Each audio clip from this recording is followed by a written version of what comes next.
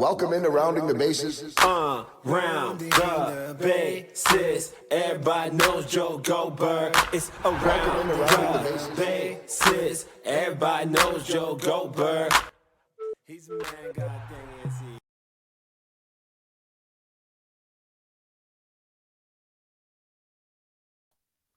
Welcome into Rounding the Bases, the podcast about culture and leadership with a baseball twist, presented by Community America Credit Union. My name is Joel Goldberg, and I'm excited about today's episode for a lot of reasons. I get a chance to visit with a woman who has a company that really is doing something that I think all of us can relate to. So, I mean, first and foremost, it's something that we all may benefit from. And second of all, of course, as most of you know, I love telling the entrepreneurial story. So the latest guest on Rounding the Bases brings with her a story about change. From career pursuits that began in the medical field came a realization that her true love was actually engineering. After an emigration to the U.S., catalyzed a successful Silicon Valley career with some of the biggest names in technology, Lola Priego has now found a way to fuse her two passions. As founder and CEO of the at-home lab company Base, she has created a test that identifies imbalances affecting your daily life, then employs technology to improve them.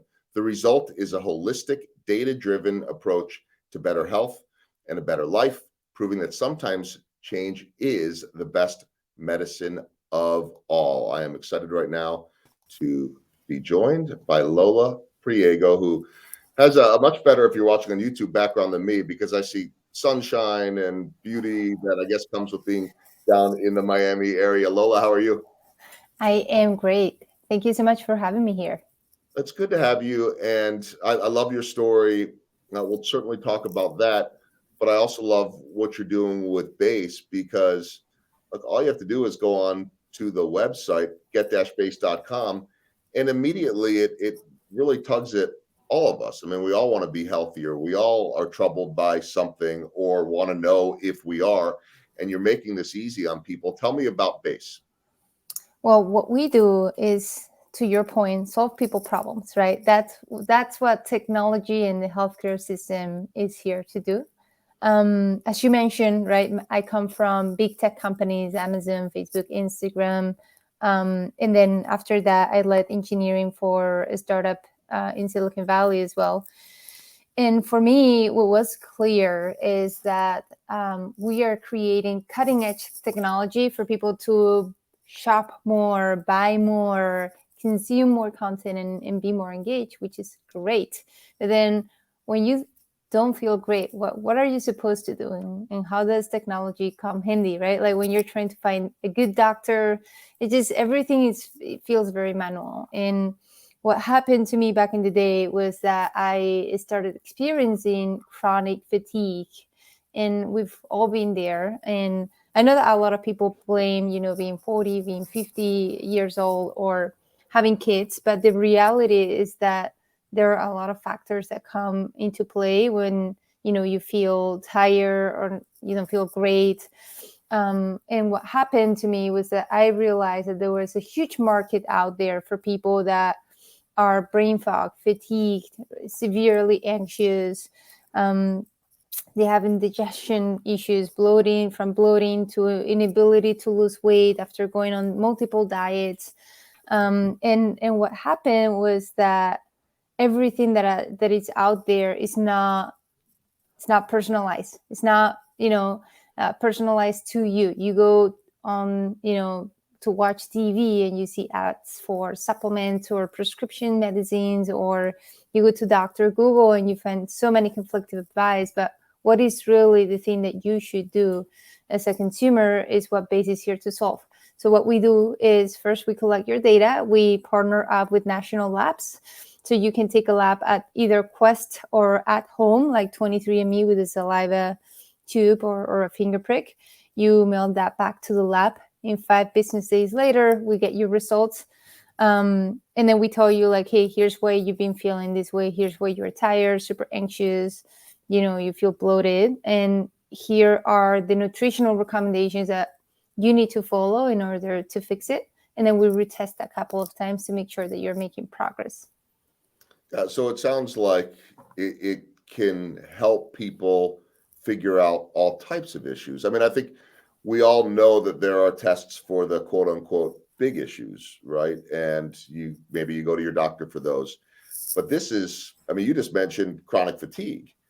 Who would have ever thought, wait a minute, maybe I should take a test because I've been down lately, I'm run down lately, what's going on? And it sounds like in looking through the website and the process that you've made it really easy for people to do this, especially at a time when a lot of people are home or it's not convenient to be able to be out and about.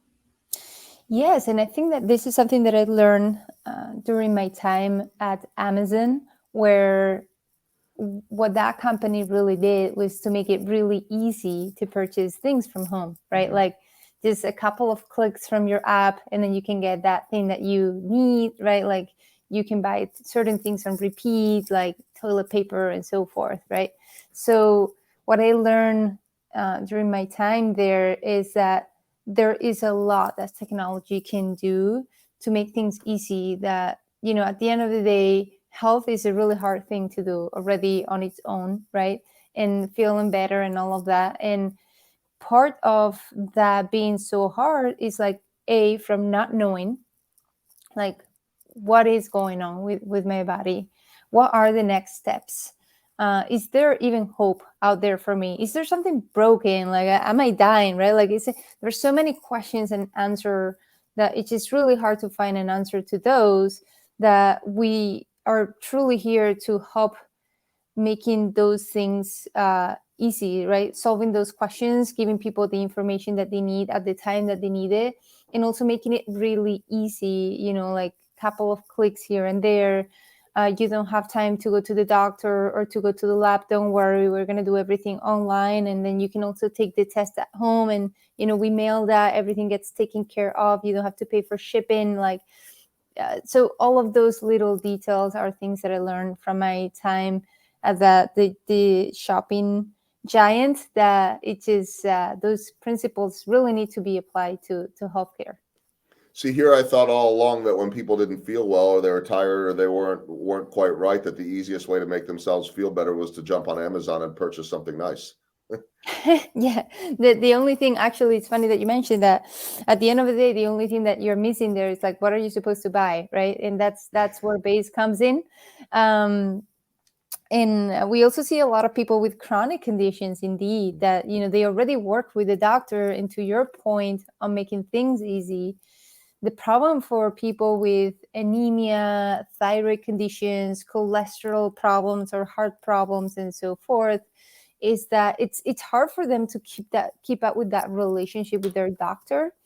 But not only that they feel like they also want to be more empowered. Like, what can I do to scale back my prescription? What can I do with my lifestyle routines, my diet routines? What does really matter for my specific case? So that's also something that we are looking into a bit more to help those type of users as well. So your story is a fascinating one, beyond the great product that you have, because the journey of going Spain to the States, but to me, it's more than just that. I mean, there of course, millions of amazing immigrant stories and success stories, but I mean, yours to me is different, and in the sense that I just look at your bio on the base website, and the last line is quit med school to pursue a career in engineering, and of course, you put all that together, and you become a successful entrepreneur. So that I don't know that I've seen that one before. The heck with med school, I'm going to be an engineer instead. Maybe some people have done that. But what was growing up in Spain? What was a young Lola thinking at that point? What did you want to be? What did you want to do? For me, it was always about impact. I knew that if you focus your career on making impact, everything else will come, right?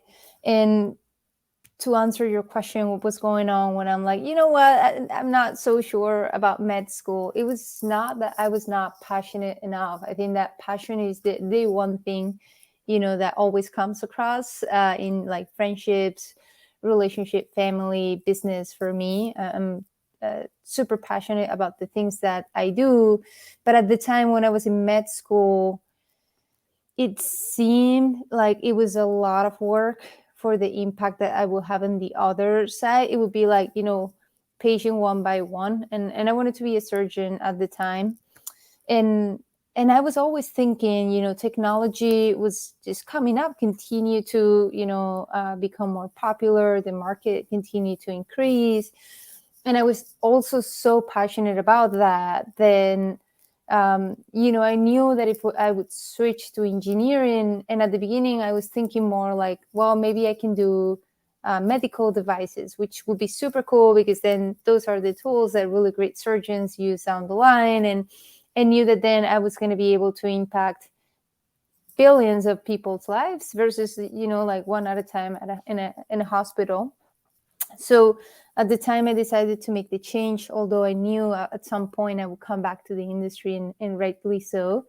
As Steve Jobs said, right, like the dots will connect down the road, right? Sometimes you're not really sure what path to follow, and eventually things start to make sense down the line. And for me, truly, making the change and thinking about the medical field was truly important. Although I remember when I was in school, and I actually started the club for entrepreneurs back in my college, so I was already very active. I remember I had like 2 part-time jobs, and I still continue to push my degree forward. So always, as I said, very passionate about things.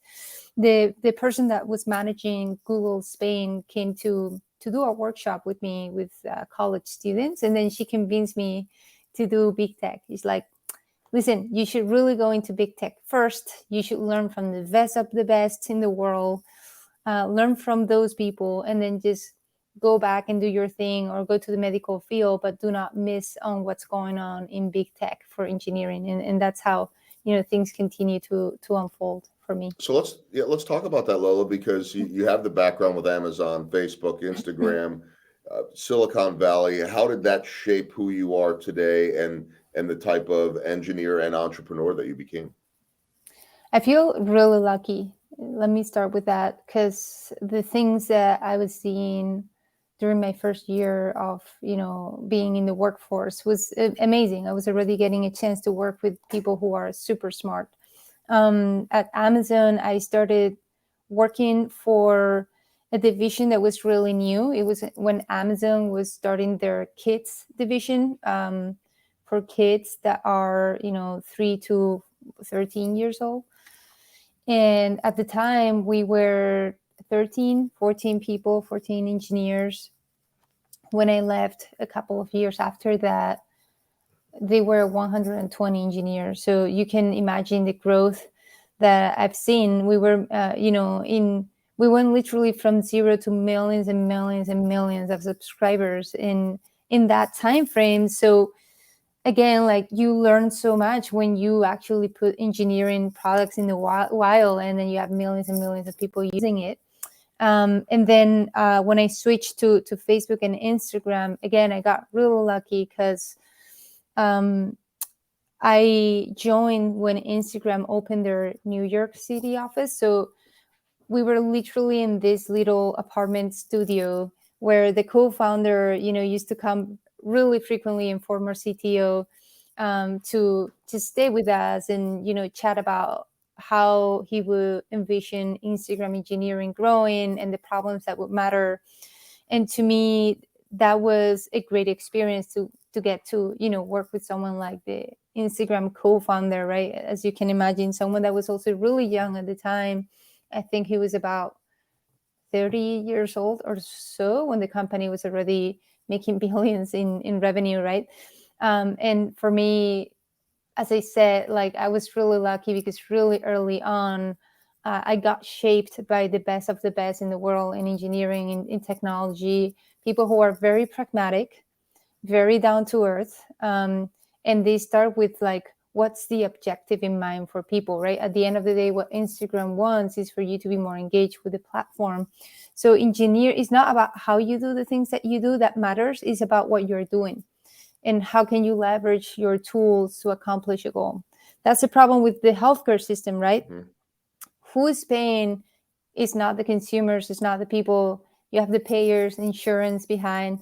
So therefore, people are not optimizing for, right, like the satisfaction of customers, and that's why we're, like the system still sucks.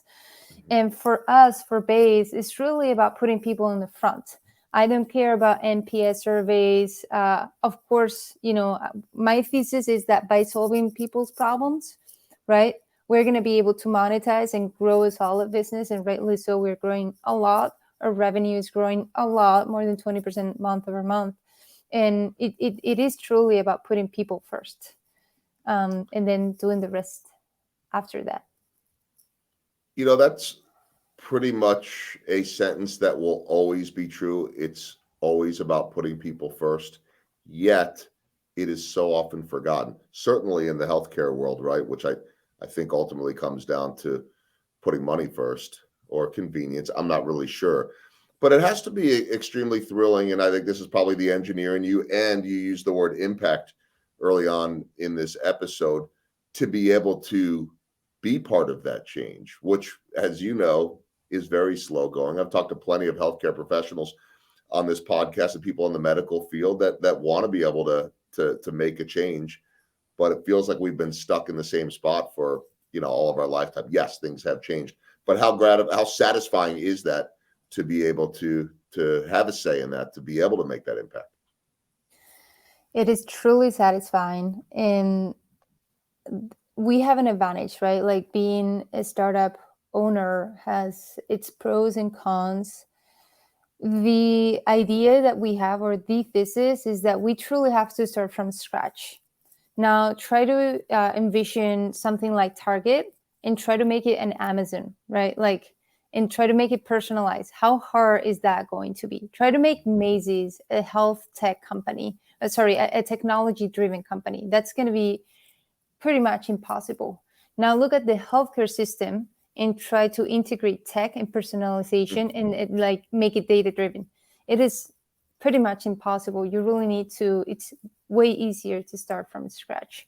So to me, something that I feel really excited about is that now we have people that are true leaders in the space, like the founder of 23andMe and CEO, and other healthcare professionals, that they want to do what we are doing, but they just don't know how, right? Like it's really hard to now start a company that accomplish what we are doing, right? That gives people the solution that they need from a nutritional perspective, lifestyle recommendations, prescription care, whatever it is that you need. We're going to give you that solution or facilitate the access to that solution based on your data. Now, as I said, it is so hard for existing businesses because you, in order to integrate this, it's truly the DNA of the product, right? Like you cannot integrate it and embed it once everything has been built. So, to your point, it's almost easier to start from scratch, have that as a building block of the product, and then build on top. Something that I think is worth noting is where doctors fall in all of this. As someone that went to med school, I have so much respect and empathy for them. The system, the healthcare system, is not doctors. A lot of times people blame doctors because A, they make mistakes, but shocking, they're humans. B, because they are not telling them how to feel better, or they don't care.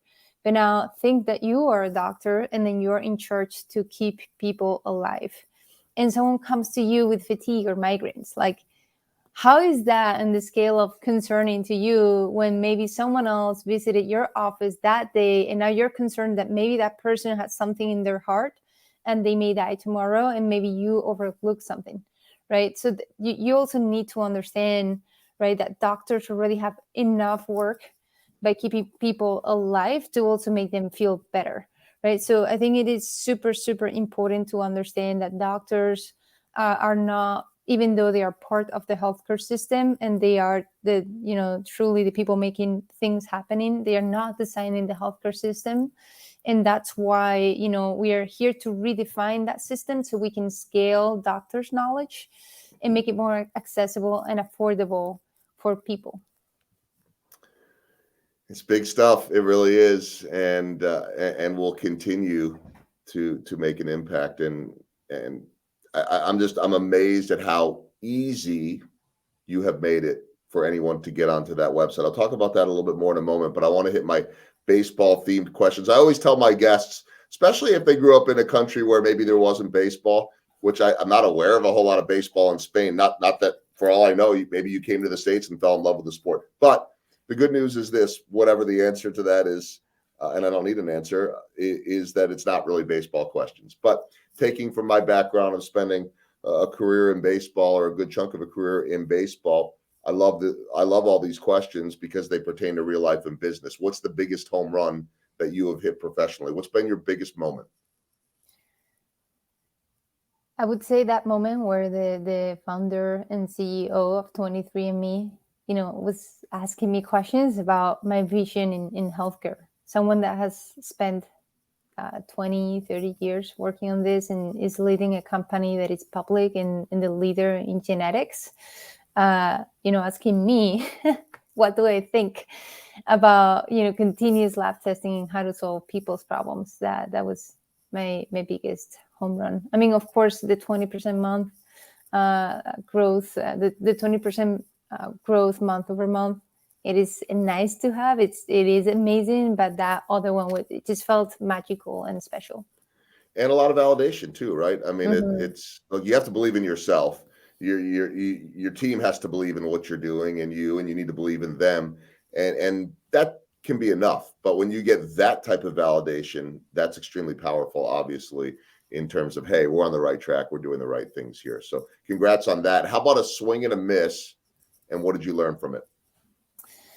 For me, it was, I'm going to reference my time at Instagram, where, I thought that being a great engineer was actually designing systems that were great. The reality is that implementing a business solution, engineering solution, and so forth doesn't matter if you're not solving people's problems, right? So I remember when I joined the company, my first project was one that it was making a super fancy system for data download and so forth to make the app super fast. But I missed a few initial conditions that completely, made the solution just useless, right? Like at the end of the day, I was not solving people's problems. So for me, what I realized then is that sometimes when you spend months working on a solution to a problem, it's best that you do the best that you can to actually gauge or do quick prototypes to gauge if you're actually solving the problem. Because at the end of the day, I remember spending 6 months in something that at the end of the day was not used. And that taught me a lot about like, hey, it doesn't matter if the code was beautifully designed, it was so well architected, right? Like imagine that you are in the construction business and then you spend years thinking about this bridge that it's just perfect and beautiful and so forth, and you put it in a place that people just don't want to go through. So what was the point? Yeah. So that's something that, for me was a swing and a miss.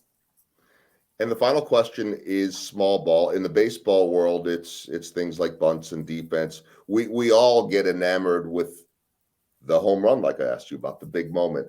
To me, small ball is the most important. It's what I wrote a book about, Small Ball, Big Results, because it's the little things that you do every single day that maybe everybody doesn't see that add up to the success, the habits, whatever it might be. What is small ball to you? Planning my time.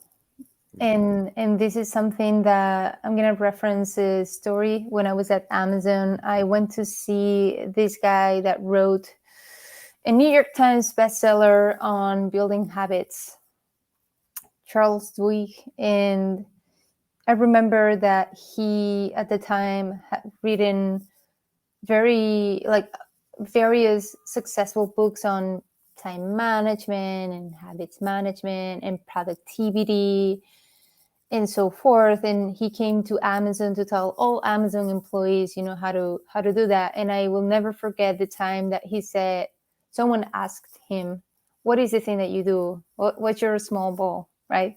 And he said that every day in the subway, when he was going to work, he would close his eyes and envision how his day would go day by day.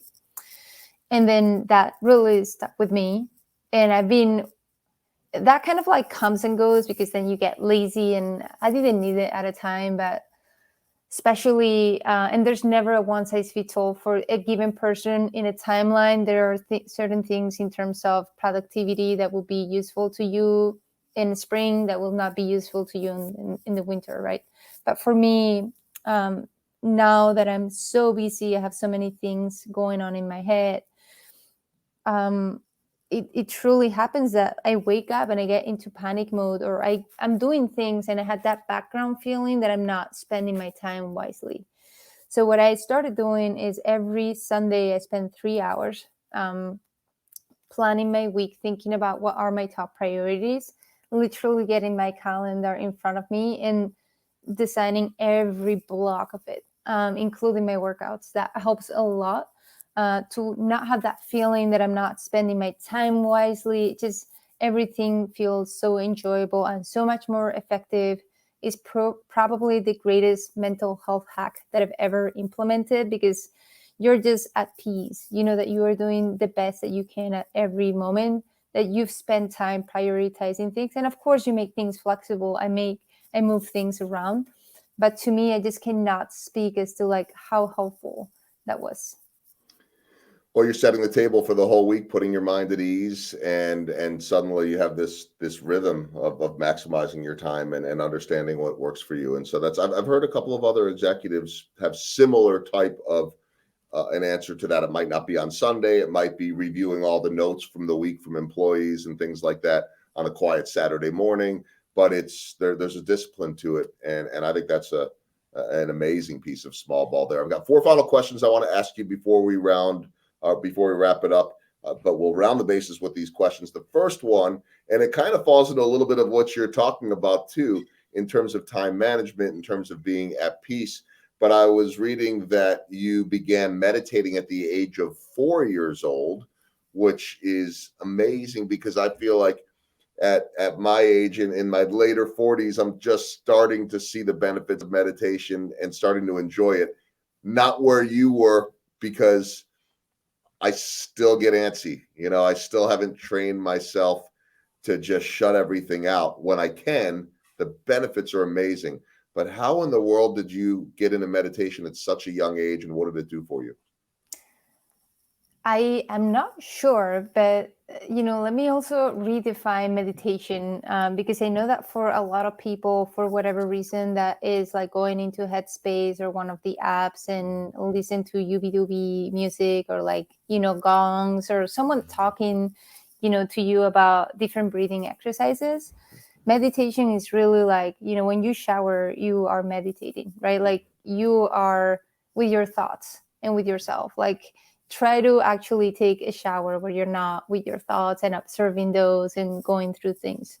So for me, what happened is that really quickly, when I would get overwhelmed as a kid, or like I would get antsy, I would go into a room, I would put like loud music in, and I would just sit down with my eyes closed for 1 hour. I don't know why. And it would always have to be in that same setting, where it had to be like, lights out. No one should bother me or touch me, also because I would have a heart attack, because I would have music on and I would just be sitting and and then it's funny, because for me, when the meditation apps started and I was doing them, like eventually when they clicked, I'm like, hold on, there's really not a difference in terms of what I experienced, right? Like at the end of the day, what happens is, to your point, you see your thoughts. I mean, it is impossible that the human mind stays still.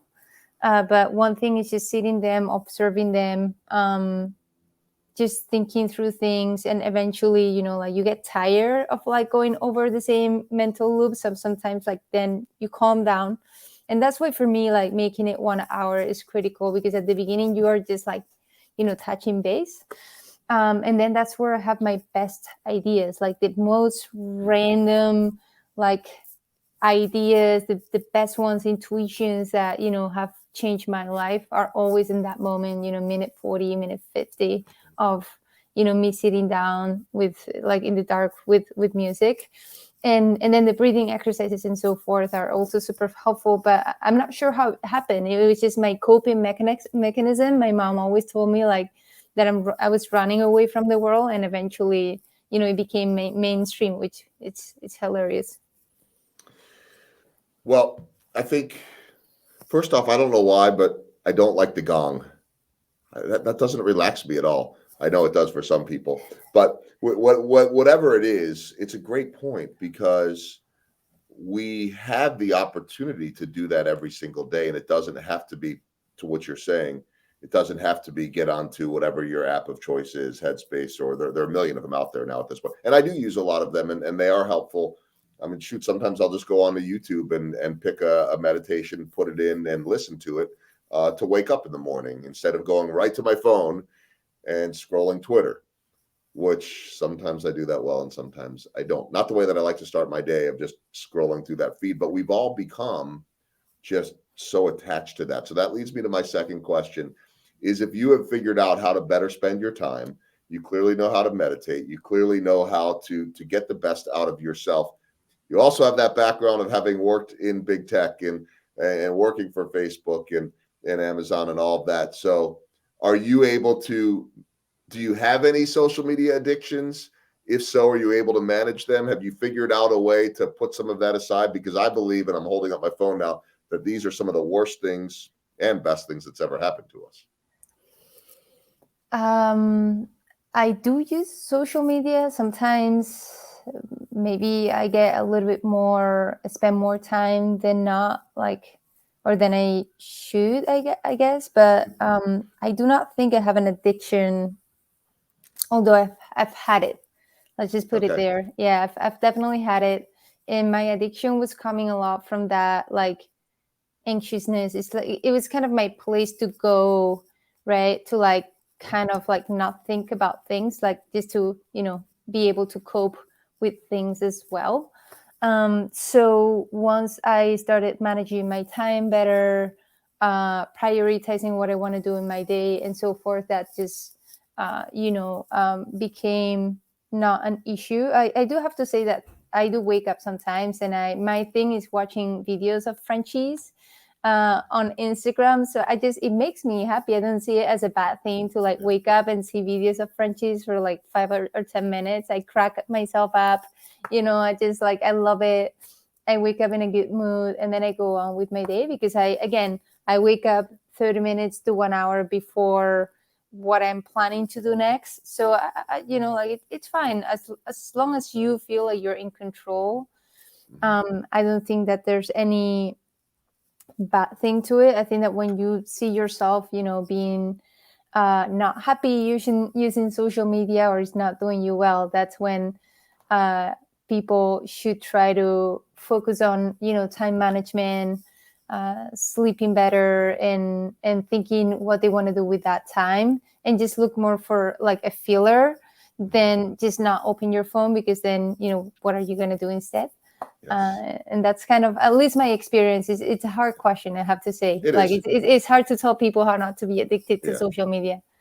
Yeah. I just think, I mean, I enjoy, I'm on it every day, but I also feel like I'm at my best when I can minimize that, or at least not use it as my default. We'll put it that way, where sometimes I just go there and I don't even know that I'm there, and it was almost like, wait a minute, can I be spending my time better elsewhere? And so, yeah, I think we all deal with that. Was just curious with your background and all that. Third question as we round the bases, I was reading this as well. Seems super cool what you are doing with a lot of girls, I believe, over in Liberia. Tell me about that. Must be an incredibly fulfilling endeavor and one of your passions.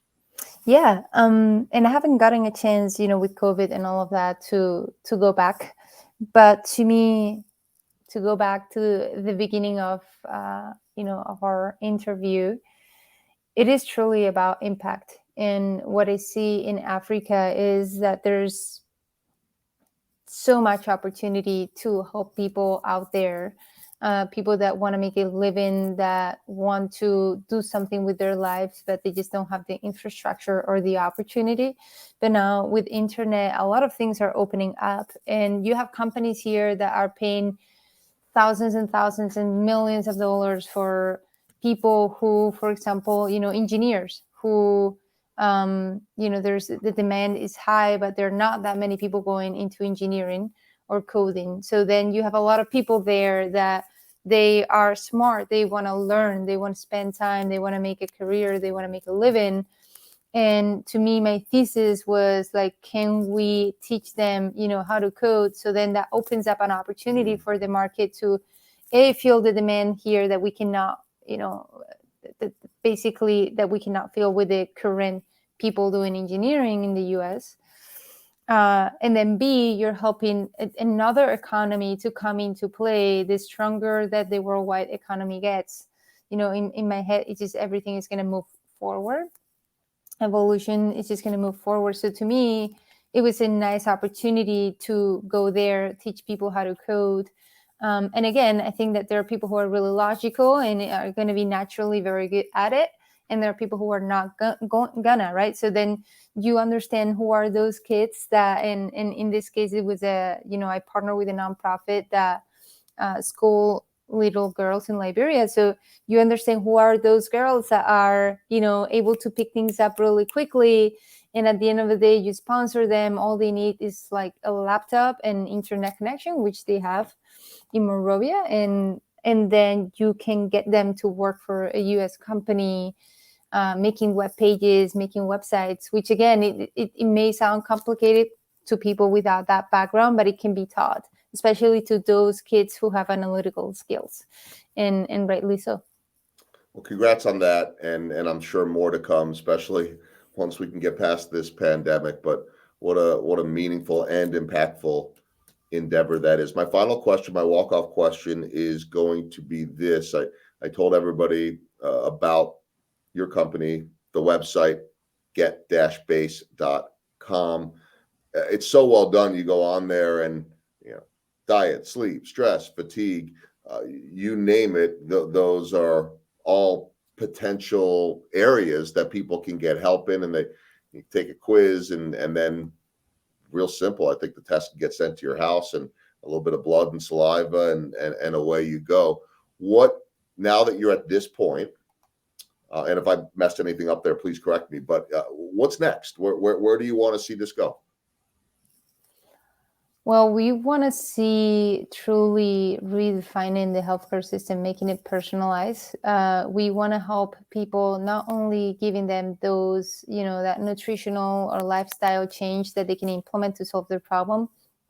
We want to, when it comes to the time to go to the doctor, we want to be able to tell them like, hey, it's time for a checkup, and like, you really need it, like, because things, like, you're starting to get into the risk category, right? Or like, if something goes wrong with your levels, and a doctor needs to take over because you're potentially, at risk of a specific disease, we want to be able to facilitate and tell you and recommend a set of doctors that would work for you.